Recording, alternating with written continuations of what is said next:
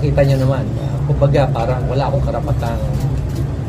karapatang mag-imbestiga. Yun ang message doon sa nilabas ni Yusek Claire na press con niya.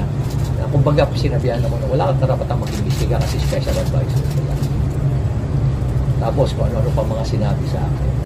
Kasi ang ICI, sila nakatutok sila doon sa mga hearings nila . So sino nag-iimbestiga sa labas? Diba? Kung wala mag-iimbestiga, ano mangyayari doon sa mga kaso sa labas? Nakatutok sila sa mga high profile na mga investigation na ginagawa nila. So, kailangan talagang may gumagalaw sa labas para maintindihan nila. Doon natin sila makakapon. Ako, sa tingin ko talaga yung sinabi ko na I struck a nerve. O kaya several nerves. May tinamaan ako doon. Kaya umaaray.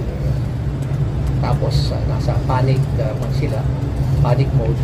Kaya bigla nagkaroon ng gano'n na klaseng press con na bigla-biglaan, hindi man lang ako sinabihan, hindi man lang sinabihan si Sec Vince, binastos pa ako, diba? Ano ba naman yung tawagin na lang ako, sinabihan na lang ako. Hindi naman sana gano'n, pabastos.